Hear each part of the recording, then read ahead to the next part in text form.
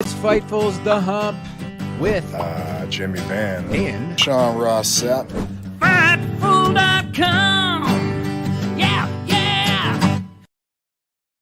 What's up, you guys? Sean Ross Sapp. Welcome to Fightful. It is December 20th, 2023. This is the Hump.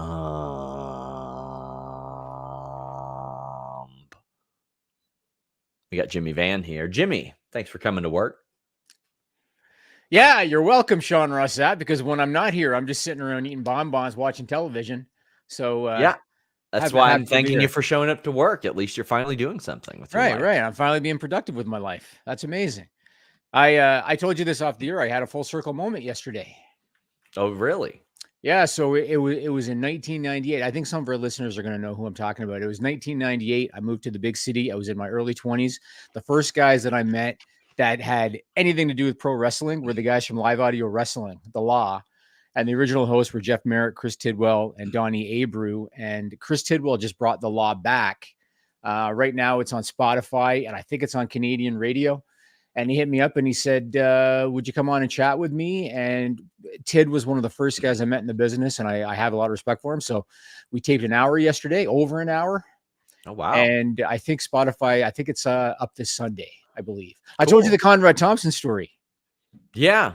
Isn't that something? Pretty wild. That's pretty wild, honestly. I almost text him to ask him about that. You should do it. So I kind of want to ask him during an interview, though. You can do that. So Chris Tidwell told me that Conrad Thompson, this is in the late 90s, Conrad was 15 years old and he was a regular call-in listener of Live Audio Wrestling.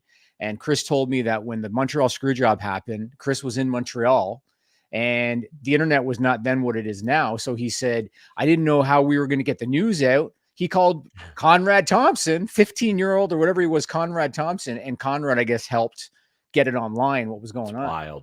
Something. That is so wild. Yeah.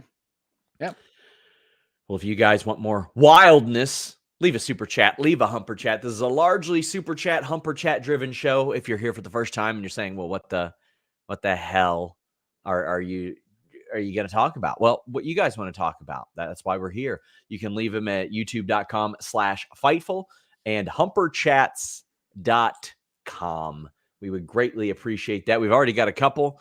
The Bep Jr. says, NXT has been refreshing since Cora's return. I mean, the people who like NXT, they're generally pretty satisfied with NXT. And NXT books women very, very well. This one's a confusing one. BL says, happy holiday. After hearing you talk about your extensive MMA background, how much ass can you kick? I don't have an extensive MMA background. I trained it for years. I trained catch wrestling, kickboxing, submission wrestling, knocking over sodas, which is what I just did. But I mean, I did it to have a better idea of what I was covering and because I liked it. I genuinely enjoyed it. But like, it isn't something that I did so I could go beat up people around the neighborhood. That's not really the purpose of that. But yeah, I did okay. I was fine. But we also have Tony P saying, what are your thoughts on BKFC? Just saw the Trout Sanchez fight, and dear Lord, looked like Trout used a weapon to put dents in Diego's face. Yeah. And they cleared all the blood away after the match. It's fine for me. Bare knuckle fighting championships. It seems to have an audience, and it seems to be making people a good bit of money well after their prime, Jimmy. I mean, it's better than slap fighting. I'll give it that. You know, I'm not a massive fan of it because, like you just said, I've seen a lot of ex-UFC guys go there, and I've seen the aftermath of a bunch of the fights, and the guys really get torn up. And you remember some of the old boxing matches where some of the fighters cheated. They didn't have padding in their gloves. Yeah. And there was one fighter, and I forget his name, but I think he ended up passing away because he took a beating and the other guy didn't have the padding in his gloves. Fighting bare knuckle, it's dangerous. It's not slap fighting, but it's still pretty dangerous. And I hope the guys know what they're doing when they're getting in there. Tony P says, wrestling skill excluded. What current NXT character could you see possibly not getting over or won't translate well to the main roster as currently presented if they get called up? That's a good question. Nikita Lyons is the main one to me. Like, really? Because, yeah, like when I see, like, I think she sells really good. I watched her match last night. I really liked how much selling she did. There are times when I think that either based on the way that she's produced, it's like hitting the taunt button over and over and over again. It's like pose, pose, pose, taunt, taunt, taunt. And I'm sure that will be fine-tuned because right now that's a part of the presentation. I don't think that presentation would work on the main roster the way it's working in NXT. But I also think that based on what I've seen out of her, which is she very clearly works hard in the ring and training, like legitimately, I've seen like sparring videos of her and stuff, and she's got great technique. I think that's probably something to lean into. But anybody that you're thinking of, Jimmy? No, I actually think of more people that I think will do well. Me too. On the main roster. Somebody mentioned Cora Jade. Cora Jade has, I talk about this all the time, presence.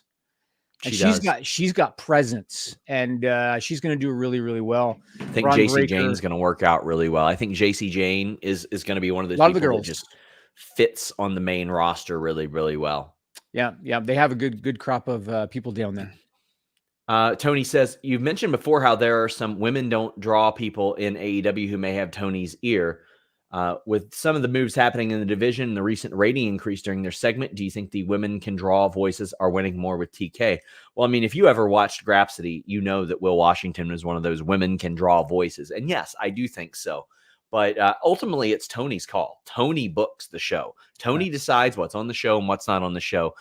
And I don't think that anybody is going to like influence him to not feature women. James Stallings says, I'm a little disappointed with the IWC. Everyone complains when Tony doesn't give women more than one match on AEW. The moment he does, barely anyone says anything about it.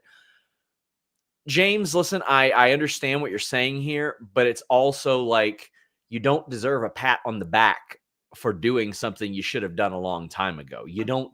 It's not like, good job. You had multiple women's matches. Great. I'm glad that he is, but I'm not going to sit there and be like, oh, goody gumdrops. It's finally happened. No, I mean, it should have happened a long time ago. So I'm okay with them not giving somebody flowers based on that. Now you can just sort of scale back the criticism a little bit accordingly. But yeah, I don't. For me, it's not so much the massive matches as much as it is the presentation. Yeah. Because like if you look at WWE, look at how many girls are over. Look at how many girls are stars in WWE. At least a half a dozen, maybe more, are actual name, recognized stars. And that's not the case in AEW. And so a lot of it, I think, comes down to presentations. Like you got Tony Storm, one or two others. That's it in terms of who you could say is over. Dante says Tony needs consistency with the women's booking. I agree. Like Ruby Soho is one of the winningest women in AEW this year, and you kind of wouldn't know it based on like how she's touted. But I also love the Angelo Parker storyline that's going on right now. I think that there's some really good stuff involved there. But yeah, well, I think there's always room to grow. And Darren Walker says, is Maria Kanellis leaving AEW? I see her tweet that she's taking bookings for 2024 and also tweeted she was not at Final Battle. I can find out. I mean, not to get too personal, but I mean, I know that she and Mike, obviously, they got kids, and you got to make sure that somebody's there for the kids. Childcare overnight for a family like that can't be easy to find. You know what I mean? So I don't know if that might play a role or anything like that, but I'll find out if Maria is there. If so, I mean, she's going to be somebody that I think could do some really cool stuff on the independent circuit outside of the ring. Is Mercedes asking number more or less or the same as the Charlotte number you reported on? Number I heard was more, but that's sorry. What's the Charlotte number that you heard? I'm not going to say. Okay. Oh, so say. Okay. So on Select, you didn't say it either. Okay, I got I didn't say a number. Okay. I did not say a number, and I'm not going to say a number because I ain't giving those Twitter engagement accounts the benefit. Yeah, I got it.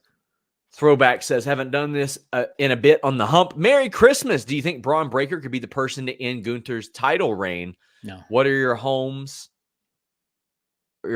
for Hayes in the U.S. tourney? Having COVID sucks. Fightful's made life better. Throwback. Thank you so much. Merry Christmas to you. I mean, my hopes for Hayes is that he just has a good match with Kevin Owens on Friday, because I think he's very clearly there to win one match, which, happened, and then have a great showing against Kevin Owens. About Braun Breaker, it depends on the reaction on the main roster, because I'll say this the same way I said about Roman for a while, up until the beginning of last year. and Gunther's first UK title reign. The person who should beat him is TBD, a person so undeniable that you know it won't screw it up, because right now, Gunther is the guy. And nobody is like, man, I sure am tired of this Gunther reign. Nobody reasonable is. It's still the best title reign in Intercontinental title history, Jimmy. It's currently the best title reign in the company, and maybe all of wrestling. So somebody asked me on Twitter, who do you think would be a good person to beat him? I said Julius Creed, because Julius Creed's got all the tools. It feels to me like they're setting up Jey Uso. Yeah, that could happen. But to me, Julius Creed, can you imagine Julius Creed with his physical gifts against Gunther with his physical gifts? What a matchup. Hear me out. I had mentioned this on one of my shows as well. This could lead to a little bit of an edge for Chad Gable as well, because, you know, he's friendly with the Creeds and all that, and he's being very selfless right now by coaching people and all that. He can help Julius Creed get ready. Julius Creed's the one that wins. Then all of a sudden, he's not too happy about it. Right. And I would just love to see a match between those two. We got a few more super chats to get through real quick. Is this the most star power WWE has had on one roster since they bought WCW? I legitimately believe it is. Since they bought WCW, the couple of years that followed, they were able to get some people back. Like, they were able to get Hogan, Hall, Nash. They got Goldberg to come in. They got a lot of people to just return that weren't a part of the WCW acquisition.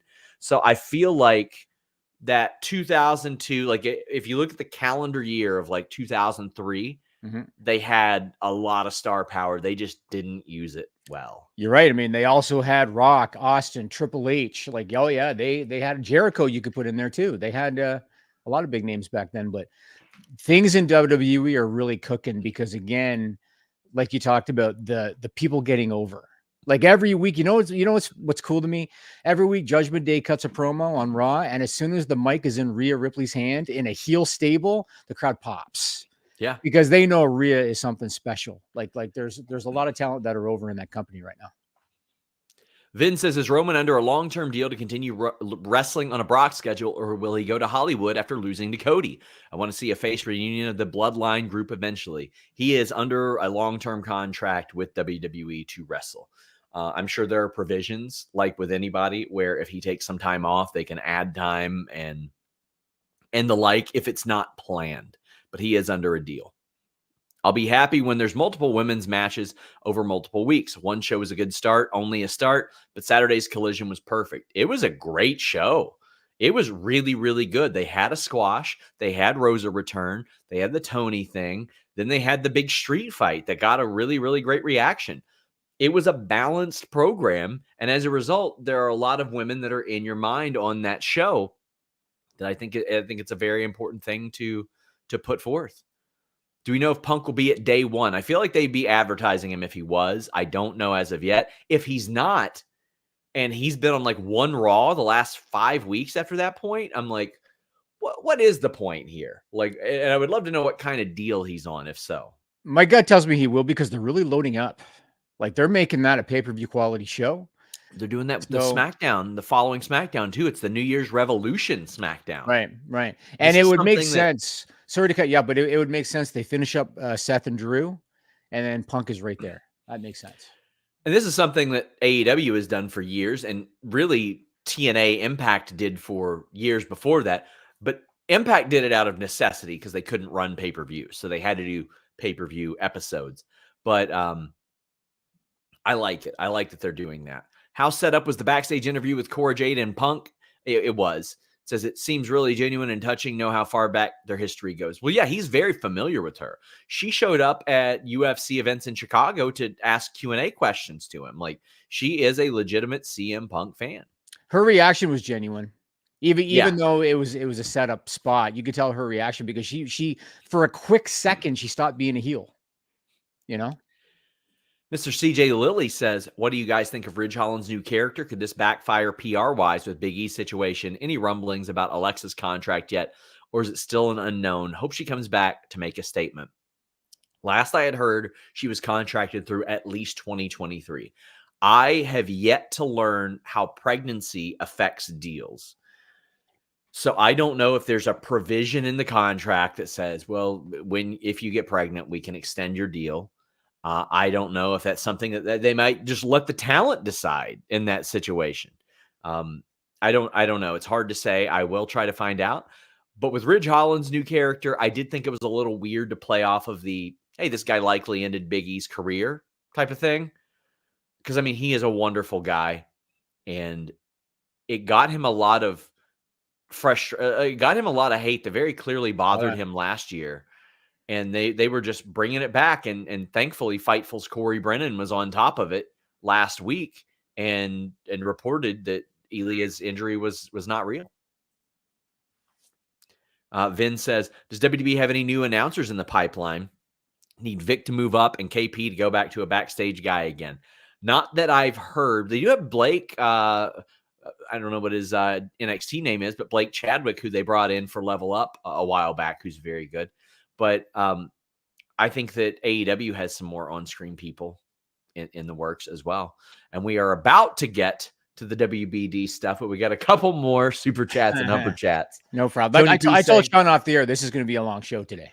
So. Yes. Tony P says, how much of an effect on Punk, how much of an effect Punk beating Seth at Mania will affect the locker room and free agents' next moves? Not saying he will, but if we know some won't like it if he did it, does he even need the belt at all during his time to be a part of WWE? I don't think he does. I think there's enough good stories without the belt. And Jimmy, I think an important note is CM Punk never, ever said winning the title at WrestleMania, winning the main event of WrestleMania was his story. From 2014, he said main eventing WrestleMania is my story. That's what's important to him. And I think he understands as a storyteller that as well. So I think back to Brock Lesnar's return in 2012. To me, this is like somewhat of a close comparable. Do you remember Brock came back? His first program was John Cena, and Brock's first match back in years, he got beat by John Cena. Do you remember that? It was like a street fight or something. Do.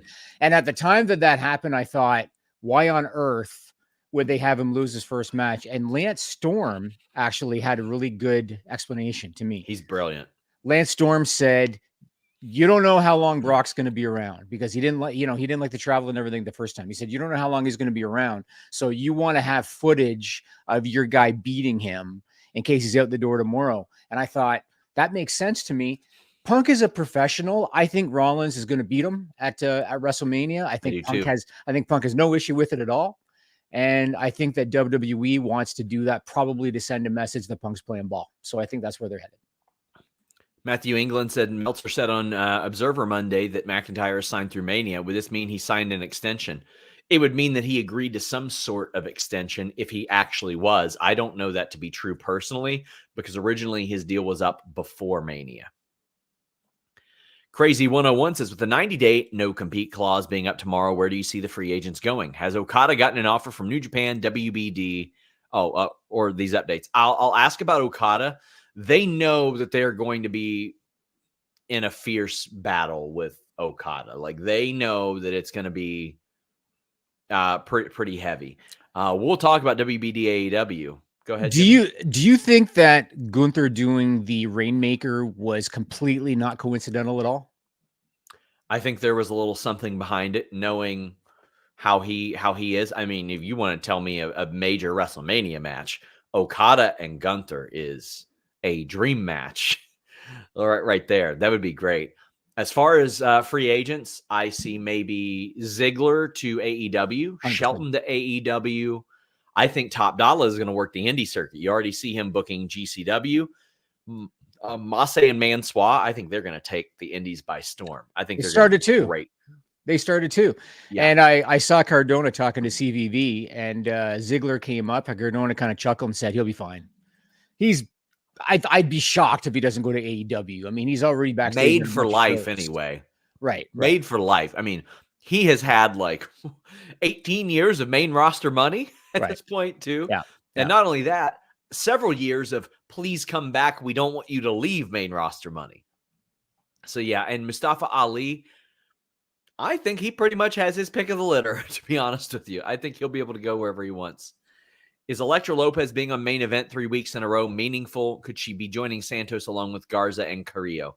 I don't know if it's meaningful, because they put a little bit of everybody on there. They want to see how talent looks on the main roster with these audiences. And KE775 says the same thing, where some of the former WWE talent pop up. I don't expect like a Dana Brooke to be working the indies or anything like that. I don't see that happening.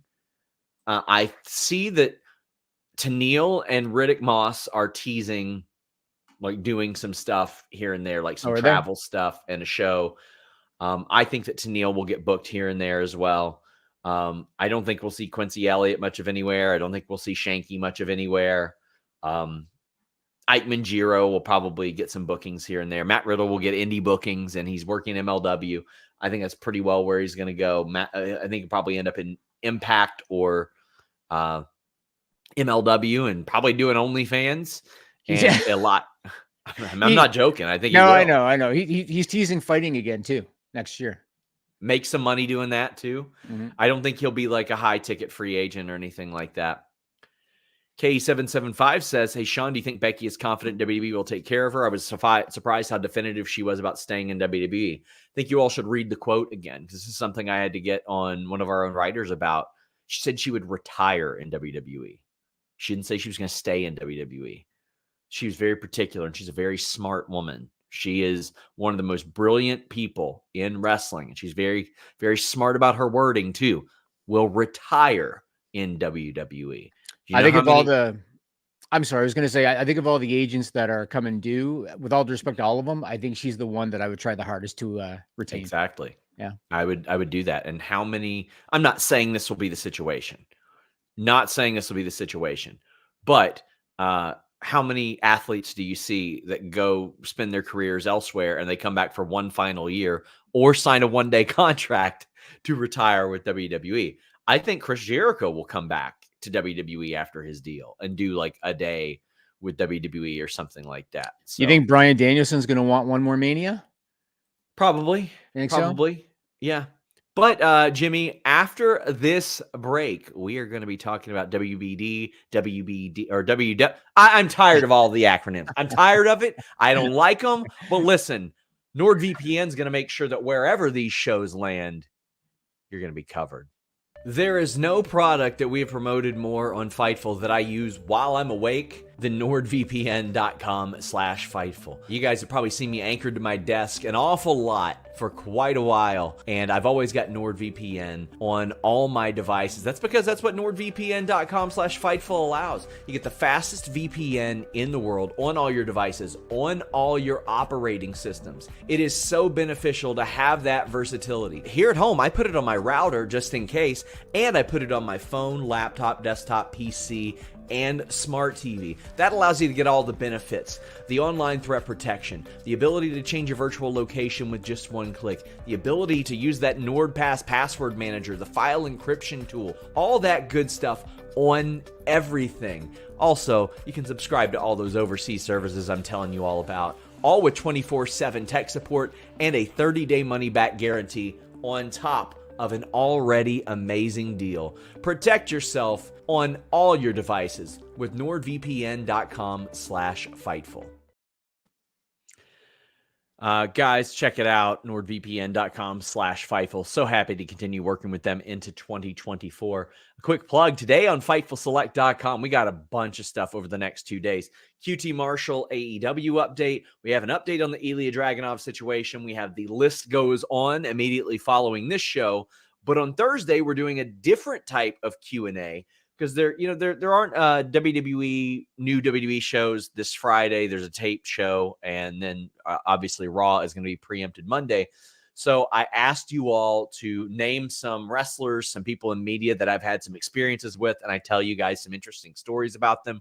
We've got that set up for Fightful Select this week. We also have a bunch of interviews prepared. We're still going to have scoops over Christmas Eve, but on Christmas Eve, the Fightful Award nominations start. We are opening those up to our subscribers as well, just $5 a month, $54 a year. And then in early January, we're going to do the Fightful Awards voting. I'm very excited about that. We've consolidated numerous categories. We've added, I think, one or two others, like very fun ones, like Wrestling Photo of the Year, I think is a very cool one that has never been done before. but we've consolidated some of them like into Indie Act of the Year and Talent Media of the Year, and a lot of cool stuff. We were very fortunate that just so many winners last year were proud to show off their awards, from Cody Rhodes, Jade Cargill, Chelsea Green, MJF, the Briscoes, FTR. Tony Khan did an acceptance speech. Jimmy, you think Will Washington's going to return to Fightful to do an acceptance speech? Oh, 100% he would. If he wins anything, yes. Absolutely. Absolutely he would. Well, guys, get your super chats. Get your Humper chats in, because the big thing to talk about on this show is WBD, WWE, and AEW. We've got Tony P saying, in your opinion, if WBD picks up AEW, but exclude a deal for ROH that allows TK to shop ROH around, who do you think would pick it up? FX, if a WWE deal isn't done, different streaming service, Honor Club, or something else. And Tony also says, what sort of influence can Endeavor Streaming have on TNA with their TV deal, WWE Talent Share? So I asked these ahead because there's so much to talk about here. Mm-hmm. There's a TNA lot. Endeavor thing. There's WWE, the Raw deal. There's AEW, that situation, and WBD. We will be addressing all of those. Let's talk about it, Jimmy. What do you got? So this might be the story of 2024 in pro wrestling. And depending on where it goes, it could be really, really good for the wrestling business, or it could be really, really bad for the wrestling business. And I'll be honest with you, when news first broke, so it was first Dave Meltzer. He posted the cryptic tweet on December 12th. And he said, things changed greatly with Raw negotiations, and CM Punk is a huge part of the selling point. And the PW Insider, I believe, followed that up and said that WWE executives, Triple H, Nick Khan, and Mark Shapiro, who's the COO of TKO, met with Warner Brothers Discovery in New York. And I think David Zaslav was there. And he's the big boss. He's the CEO of Warner Brothers Discovery. When that came out, I was very surprised, because I thought Warner Brothers Discovery, I thought talks were dead. Like, I thought that they were not in the running, in part because of rumors of a ownership stake in AEW. And when word broke that there was a meeting, I was a little concerned for AEW, because Warner Brothers is not going to have two wrestling properties. They're not. And so there are some scenarios where I think they could. If they do, it'll be bad for AEW. There's no scenario in which I disagree with that. How? I disagree with that. Explain. If you have one of the most watched wrestling shows, period, on your Monday slate, and wrestling is also on that same group of networks elsewhere, I think there is some natural integration there. In fact, I was told, well, there would probably be more commercials for UFC on PFL and vice versa if Dana White just didn't adamantly hate PFL. This is just there's a lot here. And I think the first domino to fall, the biggest domino to fall, are NBA TV rights. Yes. Because WBD wants them. Obviously, it's the cornerstone of their sports. USA Network wants them. And dependent on who gets them, that will open up a lot of budget. There are people that are saying, oh, well, WBD couldn't afford WWE and AEW. Yes, if they didn't get the NBA, they absolutely could. Oh, yeah. However, David Zaslav was the person that said, we're not going to overpay for anything. I'd also been told by people that they don't think that anybody really wants to do a deal in this environment right now, because there's not as much money as there should be. And that was also a point that got brought up to me about the rumors of WBD and WWE, because there were some people that were saying, oh, well, they'd be pretty expensive for WBD, but maybe WWE would take less money to stick it to AEW. Well, like, AEW ain't going to get a deal. And also, people close to WBD were telling me, like, how could WWE resolve that to their shareholders after their stock already took a hit? Would never happen. SmackDown rights. Exactly. Because of the hit that the stock took after the SmackDown rights. Their stock is down since they merged with the UFC. Yeah. Think about those properties coming together, and it's worth less on the stock market right now. That's. I mean, there's reasons why, but yeah, sure. It is. Yeah, you can lay those out. About the WBD and WWE meeting, I was told, Of course they're meeting. They're international business partners. I saw people saying, well, now WBD knows that WWE exists. Here's a big shocker. They competed with WWE 2.5 decades ago pretty fiercely. It was a thing. But now TNT broadcasts WWE overseas. They are already business partners. That is already a thing. Yeah, it goes a lot deeper than that. And you know, I've talked about corporate politics a lot, right? And about backroom shit and all that kind of stuff. So I'll get to it later, but there's a connection between David Zaslav and Ari Emanuel. So it goes even beyond the TNT thing. And I think Ari Emanuel is the reason that this meeting even took place. My first question for you, because as I like to quote you on this when you say there's a lot to unpack here, because that's like my Sean Ross Sapp quote. Sure. My first question for you, or my first topic, has to do with CM Punk. So Meltzer alluded that CM Punk being back in WWE contributed to supposed interest from Warner Brothers Discovery. We know that Warner Brothers wanted Punk to be the centerpiece of Collision. We know that. We know that when they were doing the upfronts, he was supposed to be a centerpiece of the upfronts until they pulled him last minute. We know that Punk obviously got fired by AEW. He signed with WWE. I think he might have pulled himself too. Okay. That remains to be seen. Right. So we know that he got fired from AEW. We know he signed with WWE, and we know that the impact so far, there's been immediate results, like positive results. The quarter hour ratings when he's on, the television numbers spike. His merchandise is selling. His ticket sales when he's advertised for a show, ticket sales spike. The social media views for his segments, his YouTube for his return just beat The Rock's YouTube from his SmackDown return in terms of viewership. So they've seen an immediate result. Now here's where things start to get interesting, and here's where I want your opinion. They just announced the Punk's going to do 2 house shows over the holiday season. He's going to do December 26th at Madison Square Garden in New York, and he's going to do December 30 at the Kia Forum in LA, both against Dominic Mysterio, who I think was handpicked because he's going to generate a hell of a response for CM Punk. Now here's where this is interesting. It just so happens that Warner Brothers Discovery has an office in New York, and they got another office in LA. And it just so happens that Punk got assigned to the Raw brand, which is the brand that is trying to renegotiate rights. Have you heard anything about CM Punk working those shows in those towns having anything to do with rights negotiations? Not specifically, but it wouldn't surprise me. Now I know that it was kind of minimized and stuff, but there were people close to Punk that they had heard an awful lot of things about a lot of aspects of the deal and it possibly even being done. WBD denied any deal being done to me, of course, like that. Yeah. And WWE also, who I can tell you behind the scenes, love raining on AEW's parade. Also, one called it fan fiction to me. Fan fiction is what they said. Now, that being said, they were kept out of the loop about a lot of the CM Punk stuff in general. I was told by somebody at Warner Brothers Discovery that no one wrestler will be responsible for a deal happening. If a deal happens, it won't be because of one person. But again, I don't know what that relationship with Zaslav and CM Punk is like, or if it continued or anything like that, or if he reignited talks. But I can tell you that people close to him think that maybe a deal can happen, but I've been given no real indication that a deal is happening. I would not be surprised if one of two things happen. If WWE Raw is going somewhere else, I could see a deal being announced, within a couple weeks or something like that. But if it goes to WBD, I don't think it will be announced until well into the year. And I don't think that an AEW deal would be announced until then either. And I know there are some things on the table, as Alyssa says now WBD knows WWE exists. I know that there are some things that have already been on the table between WBD and AEW that would have had a long-term partnership remain in some capacity.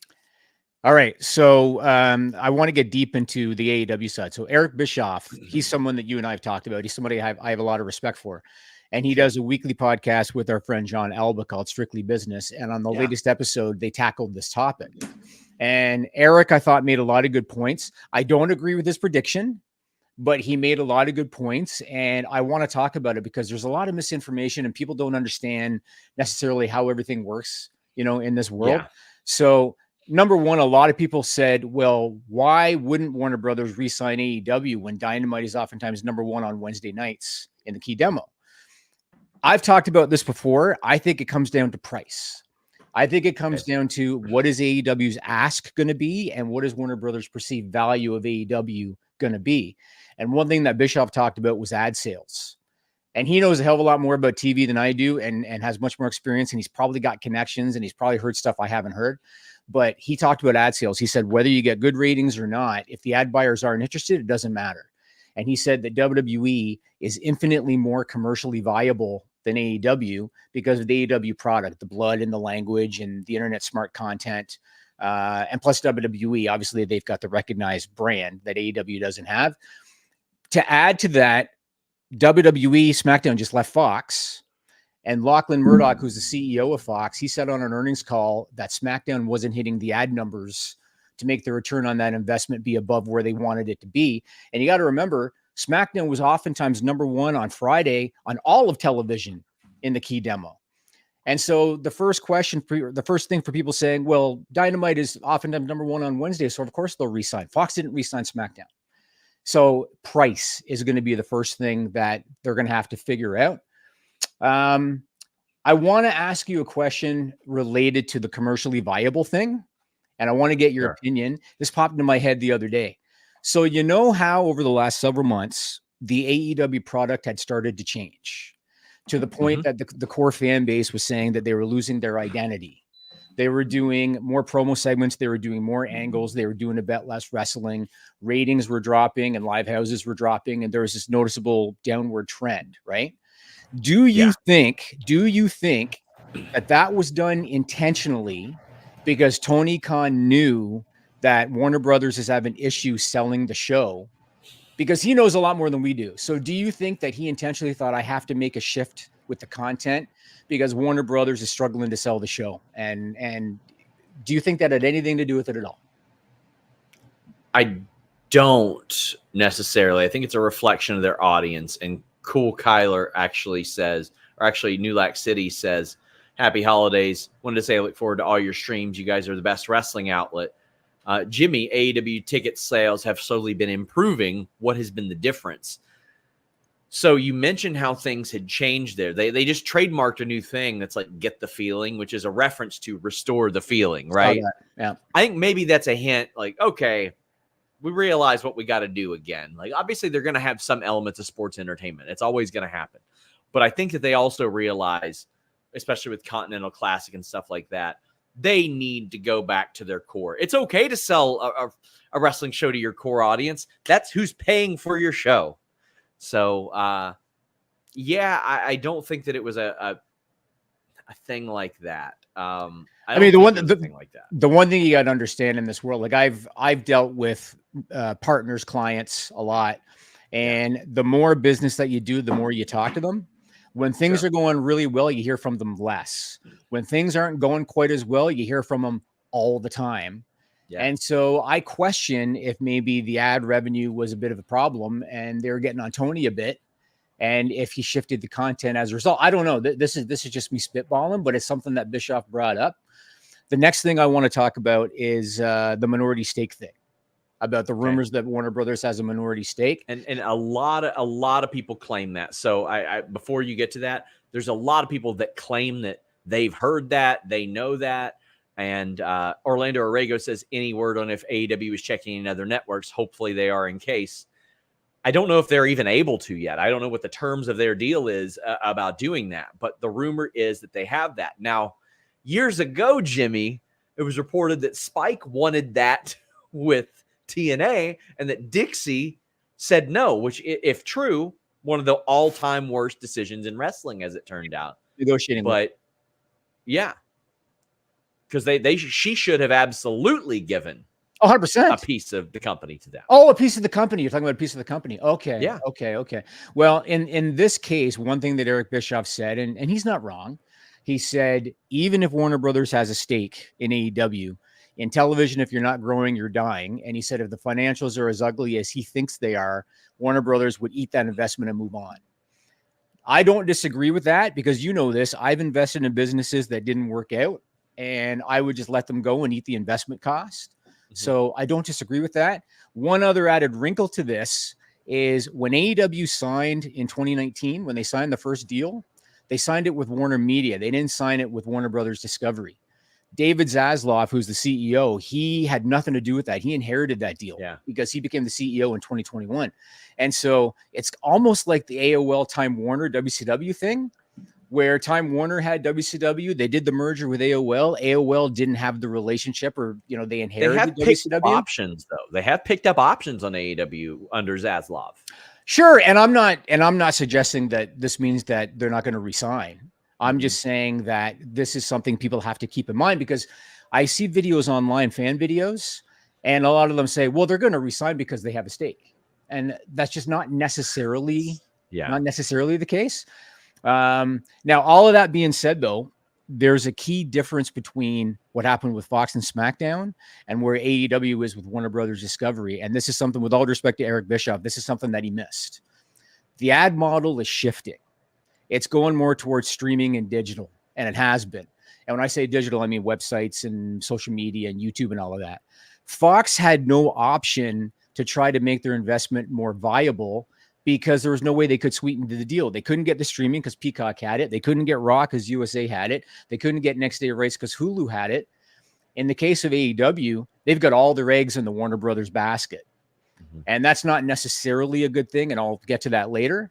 But Warner Brothers, number one, they got a streaming service called Max. They have an ad-supported tier, and they have a paid subscriber tier. They need content in order to try to get subscribers and sell advertising. AEW can offer them not just 52 weeks a year of live TV. They can offer them streaming rights. And David Zaslav, something a lot of people might not know. Last year, David Zaslav actually shrunk the Max content library. Did you know this? I didn't know this. He cut a lot of the content for Max. And you know why he did it? To license it elsewhere, probably. He didn't want to pay residuals on the content. Ah, okay. If they do a deal with AEW, it's very possible. He was very controversial during the strike. If you remembered, he was rumored to be a name that said some pretty crazy things throughout that process. It would make sense, right? If they do a streaming deal with AEW, they can probably do it on a flat rate, probably minimal to no residuals, and they could probably even throw in live pay-per-view. And so Fox, SmackDown, AEW, Warner Brothers, like, it's not apples to apples. Just because Fox couldn't, make the money back on their investment in terms of ads, Warner Brothers has more that they can do. Now, there's another layer to this when it comes to AEW financials. Before I jump into that, do you have anything you want to add to what I've said so far? Yes. When I'm traveling, the thing I miss the most is my bed. That's because I've got a Helix Sleep mattress. I worked with Helix Sleep before it ever became helixsleep.com/Fightful. During the pandemic, I needed a new mattress. My back was hurting. I was sleeping on a slab of memory foam. It was not working for me, but I didn't want to go to a mattress store. I wouldn't have wanted to even if it was the pandemic at the time. But I looked up and found helixsleep.com/Fightful. And I found a ton of 5-star reviews. I found a ton of benefits. There are so many different options. There are options for people who sleep too warm, people that want their spine aligned, people who want just anything. And how do you find what you need from helixsleep.com/Fightful? You take an online questionnaire, and when you fill it out, they will find your preferences and match you up to the mattress that works for you. I got the Dusk Luxe model. And right now, you can get 25% off any purchase for a limited time using the code FIGHTFUL, and you get 2 free dream pillows. I've had a lot of neck issues, and helixsleep.com/Fightful has really helped me out in this regard. It's been put over by Wired, GQ, Good Housekeeping, all kinds of people, most importantly, Fightful. But they have over 30,000 5-star reviews. They have great flexible financing plans, and it comes straight to your door. If you don't like it, after 100 nights, they'll just come get it for you. What do you have to lose? Invest in your sleep. helixsleep.com/Fightful. We have a bunch of super chats to get to. Vin says, this is a great insight. Thanks. This is where I think this show thrives, Vin. Greatest of all time says, with the TNA streaming deal coming, will they not be on TV anymore? How do they compete with AEW, WWE? They don't compete with WWE and AEW. do what they can, and the streaming deal is largely for their pay-per-views, and that is, I think, important to have library and pay-per-views available at a much more affordable price. ROH jumped into that and put their stuff on Honor Club, which is very, very smart. You cannot ask people to pay $40 for ROH pay-per-views. Do you think FX is still the front runner for Raw? I feel like that'd be the best fit as a partner replacing Fox in terms of getting WWE named on other sports. I think at this very moment, they're the front runner, but as John Wick says, more likely Raw goes to NBC or stay on USA. If Universal does not get the NBA TV rights, I think that their budget opens up and all of a sudden they might be like, you know what? We're very familiar with pro wrestling. We can just put this here. So I'm going to talk more about the NWA later, or NBA later. But damn, why? Yeah, there's going to be multiple suitors for the NBA, and Yes. the reason is right now there's mainly the two, Disney and Warner Brothers, and the games air nationally on ABC, ESPN, and the Warner Brothers stations. Both of those outlets have already said that they want to cut down on the number of games they show on the next deal, because the NBA wants a massive increase on their rights. That means that the NBA is going to bring on at least a third partner, a third television partner. So even if Warner Brothers resigns them, even if Disney resigns them, USA could still get in. And so there's a chance that all three will be in there. And not only that, not only do the TV rights themselves get affected, but the people you see, the Shaq, Kenny, Charles Barkley, the talent increase for these networks is going to jump up as well. Stephen A. Smith, any number of these people, I don't know their contract situations, but when you have a familiarity and you want to retain like a Mike Wilbon or something, you're going to be paying a lot more money to keep TNT or ESPN or that third business partner from poaching one of them to bring people over. I only watch games on TNT because of Shaq, Kenny, Ernie, and that team. You know, something that shocked me yesterday, like I'm talking shocked me. Do you know who Guy Fieri is? I do. Yeah. Guy Fieri is a guy on the Food Network. Can you believe he just signed a 3-year, $100 million contract with the Food Network? A 3-year, $100 million. I was freaking floored when I heard that. So there is money in TV for the right name. So you're right. Like those basketball guys are going to get paid for sure. Yeah, cute. Did you see the Shohei Ohtani deal where he's only accepting like $2 million a year for a while? And yeah, you know why that is? Well, yeah, the competitive balance tax there. That's why. That's one reason. He makes over $50 million a year off the field. That's so he's like fair. Bring it also, on. Yeah, I wonder how taxes work there as well for the deferred money. Like, say he relocates to Florida or somewhere without state income tax or something like that. Yep. After he retires. Yep. Interesting. Your tax has to generate the money. So yeah, 100%. Got to work some deferred money in. That's what I need. Jake says, is it crazy to think that because of AEW's content, they might actually do better with Amazon or something else like that, which would embrace it? So Amazon is a very, very interesting option, Jimmy, because when Amazon looks to bring something on, they've got ads as well. So they're selling ad space for the NFL, but Amazon is such a gargantuan thing that when you bring on a property like the NFL or WWE or AEW, you're not just paying to get those rights. You're paying hoping that specific audience doesn't already have Amazon Prime, which is, a service that so many people use. But what they're trying to do is target NFL fans. Okay, NFL fans, do you want to watch these Thursday games? Get Amazon Prime. Then when you get Amazon Prime, you're like, you know what? I got this free shipping. I need to order these items. Well, when you go to order those items, there's a pretty damn good chance that Amazon themselves produce those items in their factories. So, I mean, it is a thing where with Amazon, it's a much different business model than a whole lot of other places. Like when I mentioned the possibility of Disney buying WWE, well, if they bought WWE, they could have put WWE Raw, SmackDown, NXT on any variety of their networks, shown it on any variety of their networks, then put all the pay-per-views on Disney Plus, put all the library on there. I felt like there were a lot of monetization options. With Amazon Prime, it is something that they've got a team of people that will assess that. And if they feel like, you know what? Wrestling fans, by and large, don't subscribe to Prime and would because of this, then that's when they would probably make an offer like that. Yeah, the challenge with Amazon is that most of their Prime members don't watch the actual Prime television. Sure. And so that's what they're always trying to find a way because they want to keep them engaged.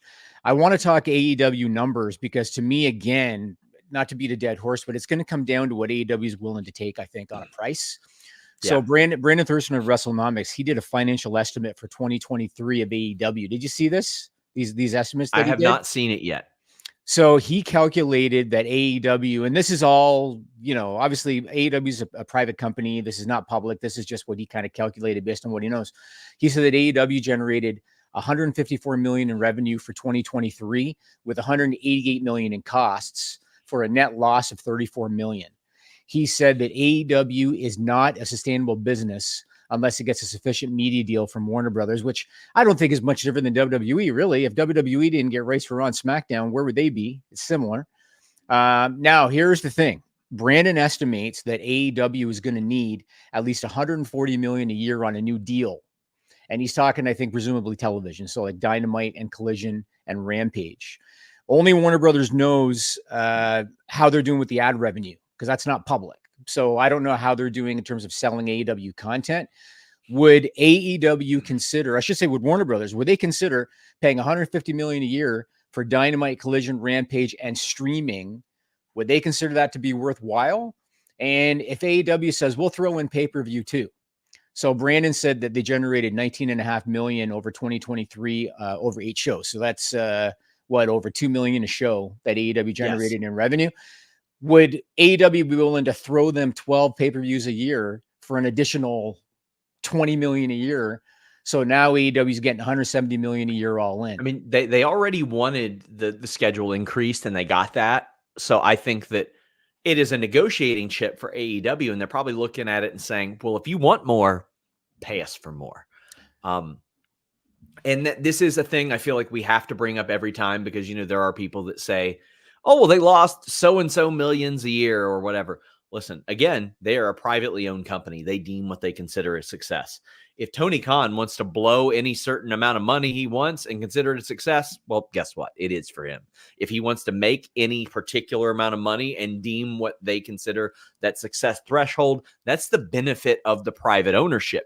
WWE has to answer to stockholders, and they have to answer to reflecting their best interests in a manner in which AEW and Tony Khan do not have to do. To me, this is why I want to interview Tony Khan ahead of World's End or anything. This is one of the most fascinating things that we have seen. It's AEW's first big renewal and the thought process that goes into that. And I know he can't or won't reveal all of that, but I think it's very interesting because what they have done is they have shown we will do reality shows. We will do 1 hour shows, 2 hour shows. We can lump them all together in 3 hour blocks. We'll do specials. We'll do pay-per-views. We've got this library. We've got a completely different company too. They have a lot of options right now. I would imagine the way that he prefers it is to streamline it all in one. Because I've said this before, I think there was always an appetite for another wrestling show. I don't know if there was an appetite for another wrestling universe. And he does have a wrestling universe right now between the partnerships that he's created and the content that he has developed. Well, this brings me actually to my next point, which is related to what you're talking about. So Tony Khan did a media scrum after Final Battle last weekend. And one thing that he talked about, because people brought up to him the whole Warner Brothers Discovery WWE thing and all of that. One thing he talked about is he said it's worth the fight. And what he meant was being a promoter of a secondary wrestling company. He said it's worth the fight. And he said he's never going to stop the fight. But here's the question that I'll ask you. Let's say that AEW's next television deal that Warner Brothers offers them is not what he's hoping for, right? Let's say he's hoping for, you remember the whole One Bill Phil thing? Yeah. Let's say he's hoping for 200 times 5 to get him to $1 billion. Let's say Warner Brothers says, I'll pay you 1.25 because we're not selling ad revenue enough. I'll pay you 1.25. Do you think, given that number one, Tony's a lifelong wrestling fan, number two, he's got the backing of a multi-billionaire father, do you think that he would be okay to continue losing 7 or 8 figures a year in order to bet on himself and keep going? Because again, I think it's going to come down to price. It's going to come down to what does he want and what is Warner Brothers willing to pay. So do you think if he was in a situation where the new deal's not what he'd hoped for, he would bet on himself, take the deal, and continue losing money? And I mean, well, I don't know if that'd be losing money because they're getting like, what are they getting per year now? It's like 40, 50 range.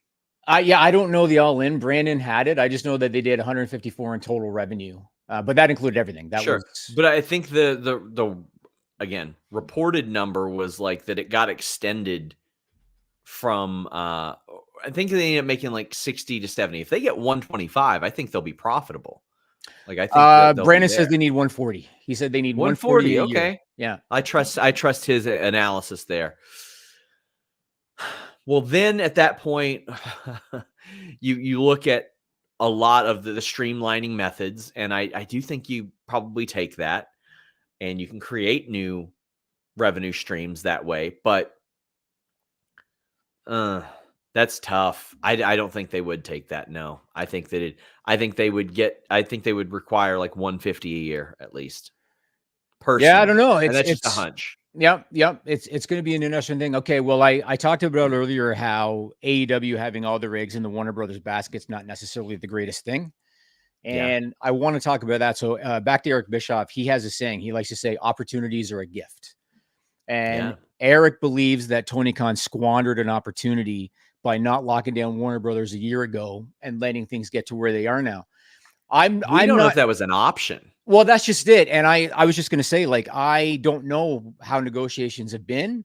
I don't know what they've discussed, so I can't comment on that. However, I know, a lot of people want us to be Miss Cleo here and know everything that happens. And here's a little spoiler. She lied. Yeah, she was fake. Yeah. She was fake. Yeah. So Michael So Dope says, do you see Warner telling Tony to sign a star like Mercedes Moné to get the big deal? You know what I would do if I were Tony Khan? I would say, all right, you give me X amount of money like Spike TV did for Sting, and I will pay for her because that is not an uncommon thing whatsoever. It is a completely normal thing in pro wrestling to do that. You want to pay for the star? Pay for the damn star. We'll go get her. Well, even though I don't think that it was necessarily an opportunity lost not locking in Warner Brothers, because I don't know what kind of negotiations Tony's had with them, so it's not fair to comment. There have been two big missteps in terms of business. The first was Ring of Honor, because Tony has been public about this. Warner Brothers passed on Ring of Honor. So the CW was interested in Ring of Honor. Tony, out of allegiance to Warner Brothers, didn't sign with the CW, and then WWE swooped in and took the CW for NXT. And so Tony put himself in a position now where he's more reliant on Warner Brothers, because you're probably going to disagree with me, but this is just business. There's no value in Ring of Honor right now. In terms of as of right now, I don't disagree with that. I think right now it would be added value. I think it would be added value for them.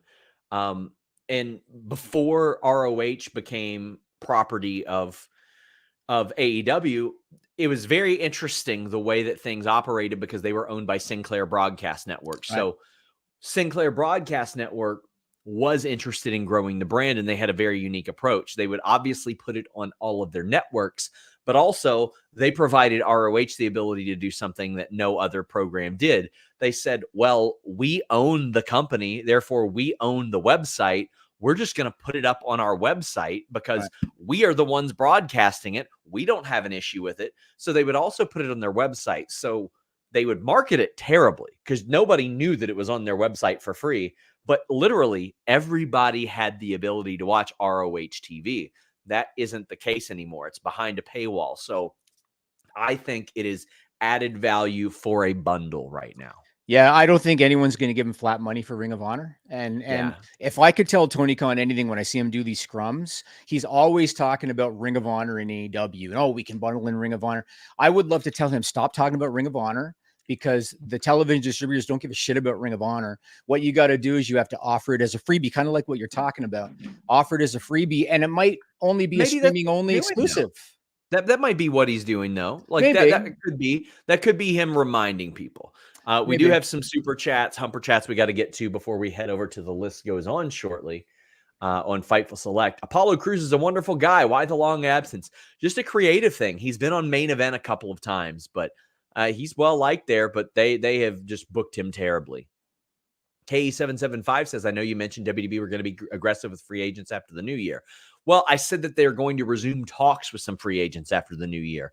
I had heard that I don't know if they didn't want to right now, but have I heard any names? I've heard of one name, and it'll be on Fightful Select, but I want to clarify that because I haven't nailed this down. You got to give me a couple days before I can get that on the record that they're definitely talking to this person or planning to talk to this person, not to undermine your super chat or anything, but I got to get some I's dotted, T's crossed, and the like. But yes, I have heard of a couple of people that they're planning on talking to. Cool Kyler says, behind, but I got to disagree. TK has been featuring women a lot more lately, and it started in ROH and carried over to AEW the last few weeks. SRS, you're right. He shouldn't get a pat on the back, but it should be pointed out. I'm okay with it being pointed out. And KE775, do not apologize. There ain't nothing wrong with you asking that question at all. Not a single one. So super chat that breaking news. Buddy, I cannot report something that I don't have on the record. That's the point. KE775 sends a lot of super chats to us. He understands. Now he's saying, my bad, Sean. Stop apologizing, KE775. What are you doing? But yes, there is one that I know of. And I'll say this, no, not Julia. However, the women's booking comment, it's okay if he's booking women better on Collision or ROH, but we can get 2 women's matches on Dynamite. It's fine to do. It's fine to do. And Randy says, for AEW, what is the proper balance between showcasing pro wrestling and real sports feel their core base is attracted to and the sports entertainment aspects we're used to from WWE? When I hear, Jimmy, somebody say wins and losses don't matter, I say it's the only thing that matters. It is the point of all of this. It is what motivates the wrestlers to make money, to win titles. It is what all of that is based on. I mean, we've seen time and time again how talent gets over based on that. I mean, how many times have we talked about the Ryback thing where he was on a winning streak, gets a title shot with Punk, and they actually pop the buy rate. You know what I mean? So it is definitely an important thing. I want to ask you another question. You know how I said earlier about how, do you think that Tony knows more about, well, obviously he does know more, but do you think that he was told by Warner Brothers Discovery about ad revenue and that's why he changed the product? I want to ask you a similar question. I'm wondering if Tony knows about the future of Rampage or Collision, and maybe they're not in Warner Brothers Discovery's plans. And I'm going to tell you why I'm asking that.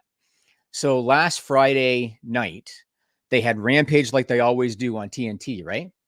Yeah. At the same time, they booked the Ring of Honor Final Battle pay-per-view head-to-head.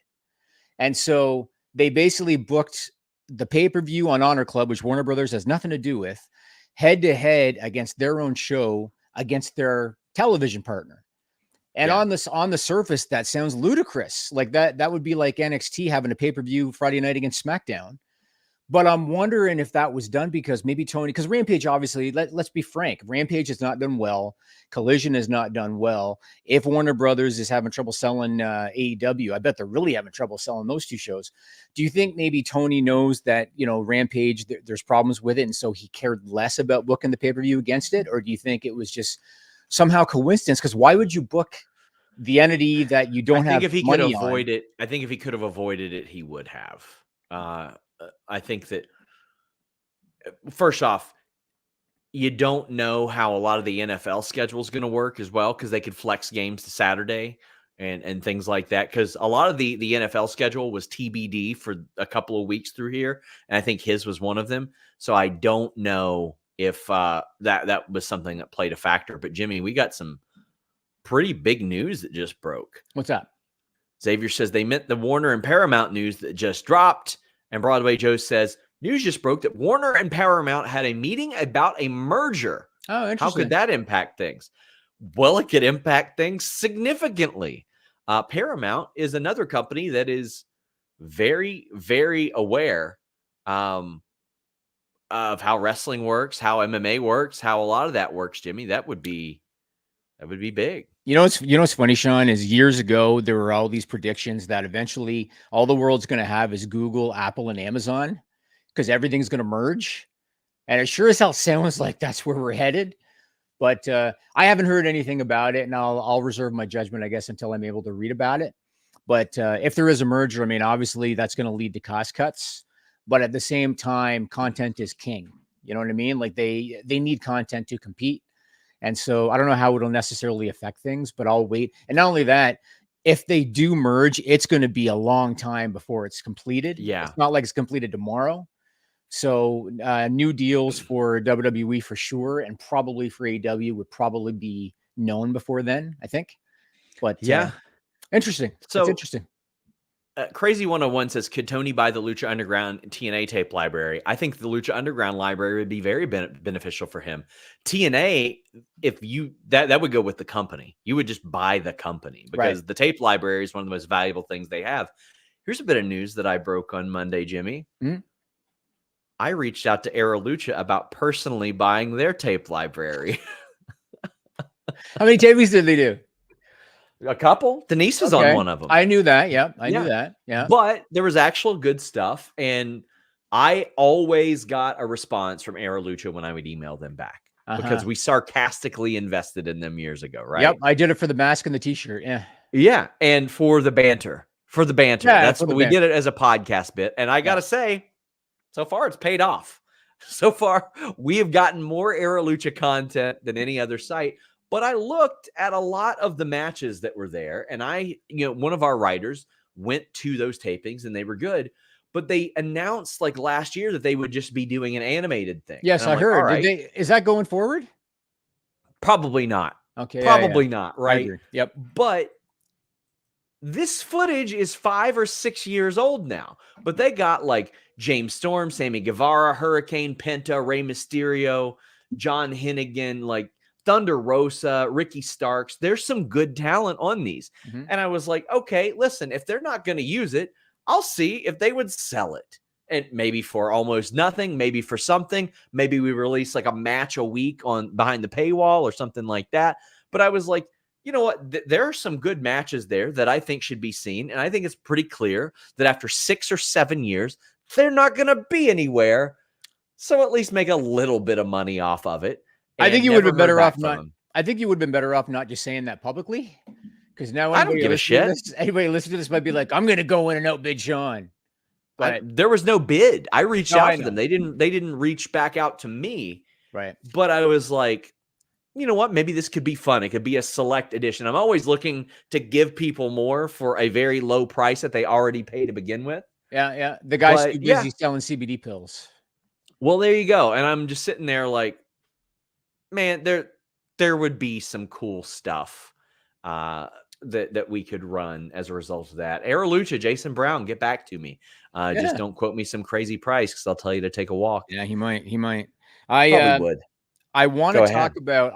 Jimmy, we got a super chat, and we're over time. We're over time, but I'm hitting every point because there's a lot of misinformation.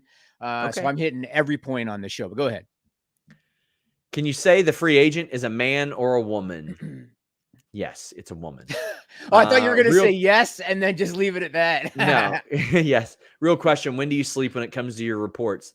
Listen, I've got a pretty messed up sleep schedule as a result of the job, but I know I'll sound like a shill, but sincerely, helixsleep.com/Fightful has been a godsend for me. That has completely transformed my nights. But Jimmy, what the hell else do you want? What else do you want? I'm hitting everything. So, the next thing is, why would Warner Brothers be interested in WWE if it is true that they're having trouble selling AEW ad rights, and they'd be paying a lot more for WWE? And we heard that Fox said they couldn't, make their money on SmackDown. Why would Warner Brothers be willing to pay that price? And there's 3 reasons that I can think of why. The first one is the general belief is that Warner Brothers Discovery was one of the suitors that looked to buy WWE. And so there's familiarity there. If they had already looked at the product, and obviously they would have been interested. That's reason number 1. Reason number 2, cable is way more competitive than broadcast television. There are hundreds of stations that you're competing with on cable. And so that would give Warner Brothers the opportunity to get eyeballs in a favorable demo, more commercially viable. Like I said, that's the second reason. But here's the third reason that's very interesting, Sean. Remember I talked about corporate politics and all this shit? Yeah. So in 2021, when David Zaslav became the CEO of what is now Warner Brothers Discovery, a party was thrown for him in Beverly Hills. And all of the television, a lot of the television executives were there and a lot of the entertainment executives were there. Who hosted that party for David Zaslav in 2021? MJF. Ari Emanuel did. Ari Emanuel, him and Zaslav are buddies. I even heard something recently, and I don't know all the details, but there's a production executive that wanted to do an ad campaign that was anti-Hamas, which is the Palestinian terrorist group. And apparently it fell apart because David Zaslav and Ari Emanuel pulled the plug on their involvement, apparently. So there's a connection between those two guys. And so that's why there would be interest. Somebody asked earlier about could Warner Brothers keep them both? Could they sign WWE and keep AEW? And I don't think that's going to happen. And the reason I don't think it's going to happen is if WWE is on TNT or TBS, they're not going to keep AEW on TNT or TBS. They would relegate AEW to like PFL Discovery PFL and UFC are both on ESPN. Yeah, I get it, but I don't think it's the same thing. I don't think it's apples to apples. I think it's very similar. No, I mean, because I just signed away UFC's heavyweight champion. I understand, but I don't think it's similar because I don't know anything about the ad rates of the PFL. So it's hard for me to tell. I don't know how they're monetizing the PFL versus AEW, but I don't think it's apples to apples. And the last thing AEW wants is to be relegated to a secondary network. Like that's just not going to be good for them. Yeah. So I don't think that'll happen. But now let's get to our prediction. This is the end of my spiel. Oh, boy. What is your prediction? Where do you think WWE Raw ends up and why? And for that matter, AEW. But where do you think Raw ends up and why? FX. I think they end up on FX. I think that is it'd be a great step for WWE Raw as well. I think it's premium programming for FX. FX is one of the biggest cable networks out there right now. I think that's where they end up. And I think AEW ends up back on WBD. So I think the same thing. And for me, part of it is because of the NBA rights. So I talked about this with you off the air. Right now, Warner Brothers Discovery, they have an exclusive negotiation window with the NBA until April. So until April, they have exclusive rights along with Disney to negotiate a new deal with the NBA. The NBA is going to want an increase, even though they want to scale back on the number of games that they air. Warner Brothers does. They're going to want an increase. WWE, they're looking at upwards of $400 million a year on a new Raw deal. And people might hear that and think that's batshit crazy. Well, they're getting like 265 right now. SmackDown got a 40% bump. If you put 40 points on Raw, that's 370. So they're going to want upwards of 400 million.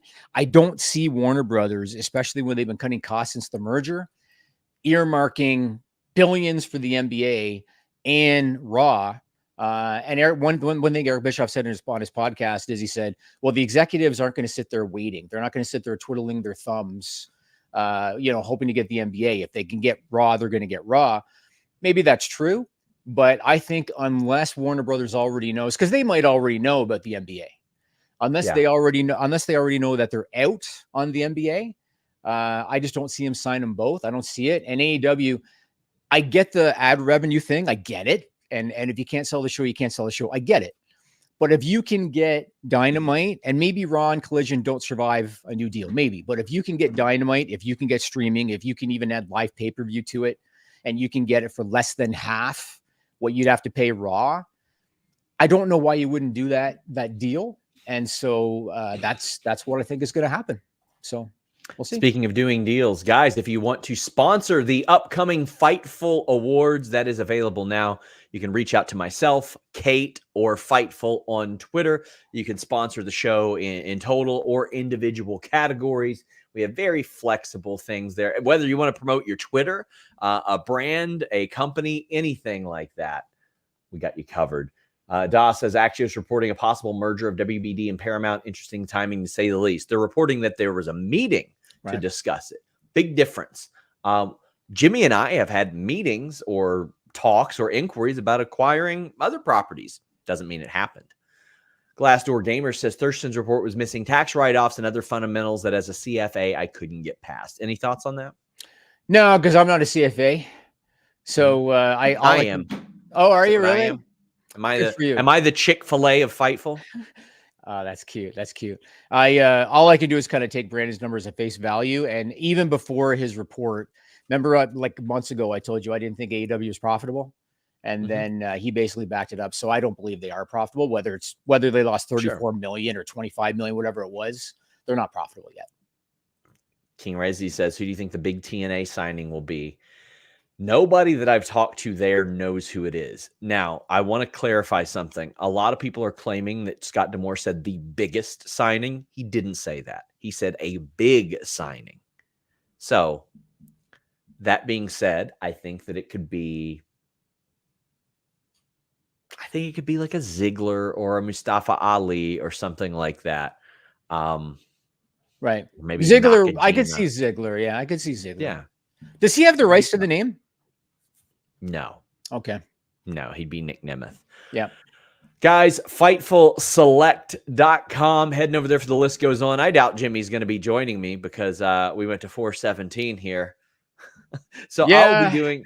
I'll do a quick Q&A over there for the next 10 minutes or so.